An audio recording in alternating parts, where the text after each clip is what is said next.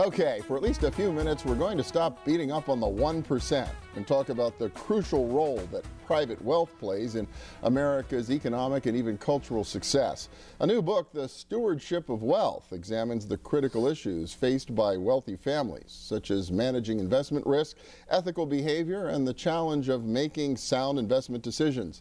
It also makes a case for the contribution the wealthy have made to our society.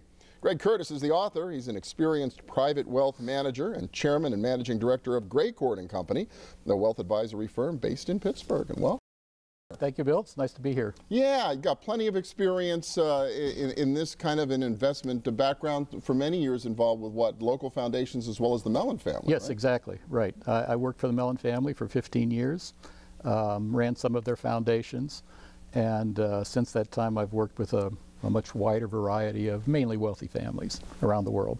So tell me a little bit about Greycourt. Been in business for how long now on your own? Well, we actually started back in 1986. We were incorporated in Delaware in '88, so officially '88, I suppose. It's your 25th anniversary. It's our 25th anniversary. And we work with families like the Mellons. That's kind of a typical client for us, but we also work with some smaller families, what we would think of as smaller families. But it's basically a sort of a niche boutique world of working with the ultra wealthy. Well, and when you talk about ultra wealthy, put a dollar figure on that for you to be thinking about the kind of person this book is designed for. What kind of family are we Well, when I wrote about? the book, I had in mind Greycourt's sort of typical client, which has roughly $150 million with us.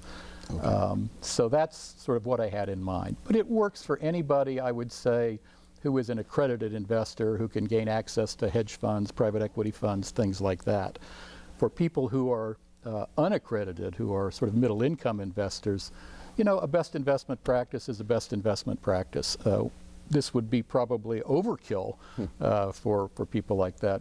So I found basically that middle income people kind of skim through part 3 of the book, which is the hardcore investment piece, just to make sure they're thinking along the right lines, that they're understanding what they're doing. They really enjoy parts 1 and 2 a lot more. Well, I want to ask you too about the title of the book. It's called The Stewardship of Wealth. Why not just call it Investing for the Super Wealthy? Yeah. Well, you know, investing is almost the last thing you get to. There are so many ways that a family can go wrong, whether they're a rich family or not, before they ever get to the investment piece. You can do everything right on the investment side and still lose all your money. You know, the old phrase, shirt sleeves to shirt sleeves in 3 generations. That happens not just in the United States, but all over the world. It's just a phenomenon that happens to people who don't think about the bigger picture of stewardship, of how you raise your children, you know, of how you work in your community, of the kinds of things that hold families together. If you get that right, the investment piece, honestly, anybody can learn. That's the hard part. So the concept of stewardship speaks to, I guess, some of the positive benefit that you maintain in the book that the very wealthy have actually provided to our society. They've been taking quite a beating on the PR front for the past couple of years. Well, they really have. What I'm trying to do here in the book is not necessarily to convince the general public of anything, but to try to convince wealthy families themselves of the role they play in this world, because a lot of people, especially young members of families, are very conflicted about their wealth. They really want to be like their friends. They don't want to be different. They didn't earn the money themselves. They feel guilty about it. And so I spent a lot of time, the whole first part of the book is an inquiry into the nature of private capital and the role it has played in America's success over the centuries.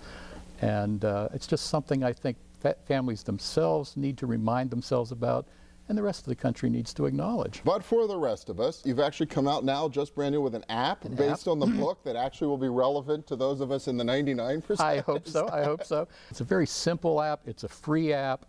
It walks you through the steps you need to follow to do everything in the best possible way you can do it. And then I'll just let users tell me, okay, this would be easier for me to use if you did this, or I missed this, or what about that?